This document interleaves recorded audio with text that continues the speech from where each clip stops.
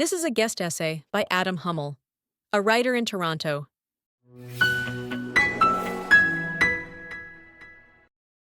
On September 21st, 2025, Canada recognized a state that does not govern itself, cannot hold an election, and was at that moment partly ruled by a group Canada lists as a terrorist entity.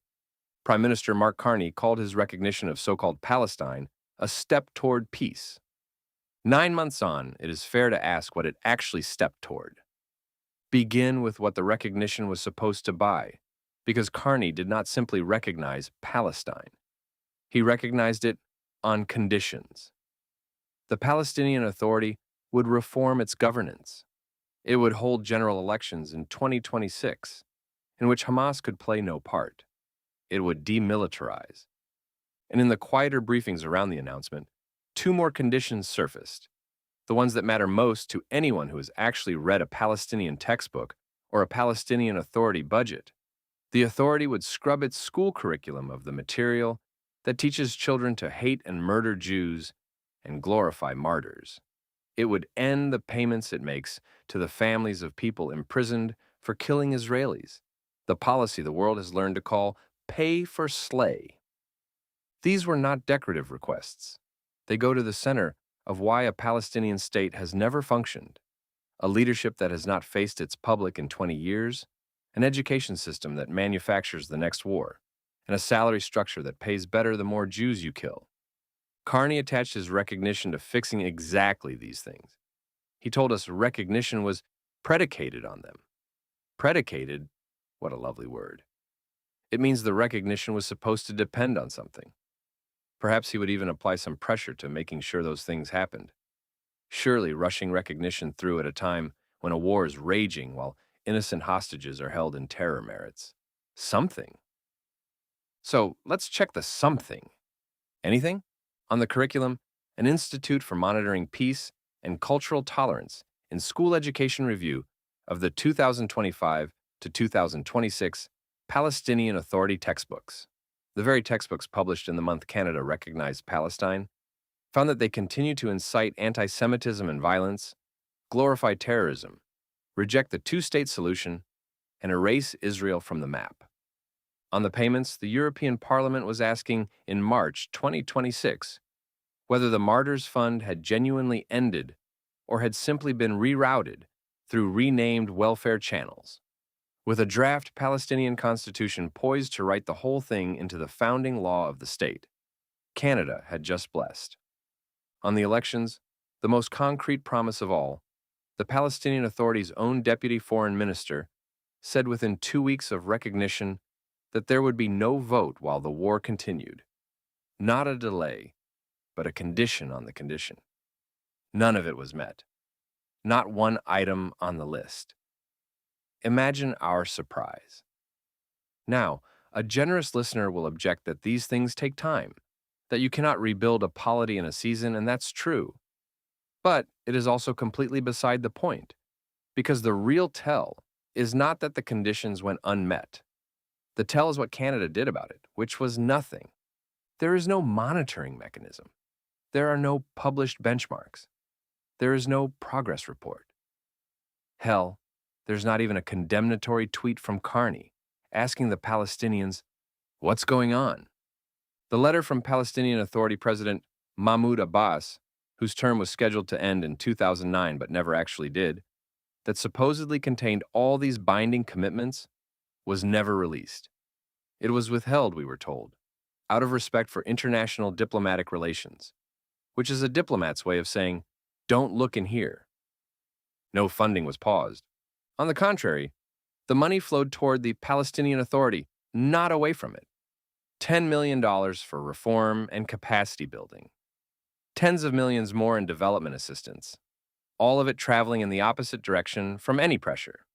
The one lever Canada actually reserved, the upgrade of the Palestinian mission in Ottawa to a real embassy and the exchange of ambassadors, simply sits there, untouched, while Britain went ahead and upgraded its own Palestinian mission to full embassy status in January 2026.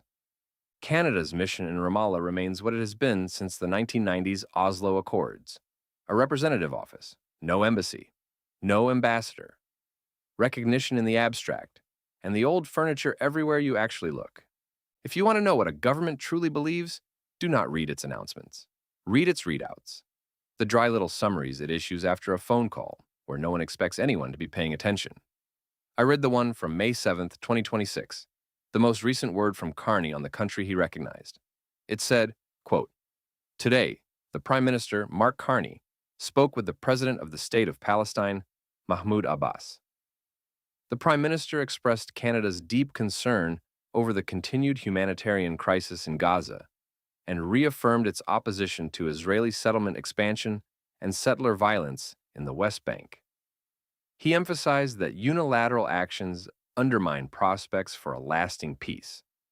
Prime Minister Carney underscored Canada's unwavering support for a negotiated two-state solution, an independent, viable, and sovereign Palestinian state living side by side with the State of Israel in peace and security. The Prime Minister welcomed the measures taken by the Palestinian Authority to strengthen accountability, governance, and democratic institutions in which Hamas can play no part. He conveyed Canada's support and the importance of further reforms. Canada will continue to promote peace and stability in the region and work closely with partners toward this goal. The two leaders will remain in contact." End quote. Carney expresses Canada's deep concern. Good, one might think. Concern about the textbooks, perhaps? Or the unheld election? Or the salaries for murderers? No. The deep concern is over the humanitarian crisis in Gaza and over Israeli settlement expansion and settler violence in the West Bank. The concern, every gram of it, is pointed at Israel. And the Palestinian Authority, the party that broke every promise on which the recognition was predicated? Carney welcomed the measures taken by it to strengthen accountability and governance. Welcomed the measures. Which measures he does not say because there are none. Read that statement twice, and the architecture of the whole exercise reveals itself. The conditions were never instruments of pressure. They were anesthetic, administered to a domestic audience that needed to be told. Again, and I cannot stress this enough, while Israeli hostages were still held in Palestinian tunnels, the recognition was responsible and reciprocal, so that it could be neither. 9 months later, the patient cannot recall they were ever promised anything. And then, last month, the installment you could not invent if you tried. On June 12, 2026, from Paris, Canadian Foreign Minister Anita Anand announced another $100 million for the Palestinians of the West Bank and Gaza, bringing Canada's total past $500 million since the war began. Read the press release for what Canada asks in return. It calls on Israel to open the crossings. It announces a fresh round of Canadian sanctions, the fifth on Israelis tied to settler violence. It launches a so-called International Peace Fund for Israelis and Palestinians with Britain and Australia last month. And of the Palestinian Authority, the government Canada recognized and conditioned and then praised. It asks precisely nothing. The lone sentence pointed anywhere near the Palestinian side is a boilerplate line about disarming Hamas, a group the Palestinian Authority does not command and will never confront. Quote, "We continue to call for the disarmament of Hamas, for all parties to uphold their obligations under international law, and for the immediate and unimpeded flow of humanitarian aid." $500 million and 9 months in, the one party in this story from whom Canada still expects something in writing is Israel. In the war against the Jews, the Palestinians are never given their own agency. They are always just expected to respond to Israel. Why? What did recognition accomplish then? Be concrete, because the gesture demanded that we not be. It did not open a window for a two-state solution. The window, if it exists, is exactly where it was. It did not feed a single person in Gaza. It certainly did not free a hostage. In fact, it emboldened Hamas at the time by giving them a massive diplomatic win while they were still at war with Israel, after having attempted a genocide of Israelis on October 7th. It did not move the Palestinian Authority 1 centimeter toward the reforms that were its entire stated price. It did not even produce an embassy or an ambassador.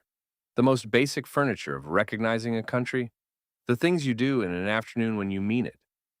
It accomplished precisely one measurable thing. It placed Israel alone in the dock of world opinion on a single coordinated September day, flanked by Britain, Australia, and France, while the body being recognized was asked for nothing it would ever have to deliver. That was the output. When you subtract everything the act did not do, the residue is neither peace nor Palestinian statehood. The residue is a verdict against Israel, issued in the costume of diplomacy. This is what the record shows the act to have been. Judge the only honest way an act can be judged, by what it produced rather than by what it announced. A thing that helps no one it claims to help, demands nothing of the party it names, and reserves its censure for a third party, just is not a peace process. It is a performance, and we were the audience. The reviews, and perhaps the uproar from the Jewish community at the time, were the point. Oh, Palestine! Recognized in a morning, abandoned by the afternoon, useful for exactly as long as the cameras stayed on. They have moved on now. So, it seems, has our Prime Minister and his government. The state that he insisted needed to be conjured immediately, 9 months ago, for no apparent reason, is still not a state. The children are still reading the same books. The families are still collecting pensions for seeking Jewish blood. And the only party that paid anything for the ceremony was the one that was never invited to it, the Jewish state.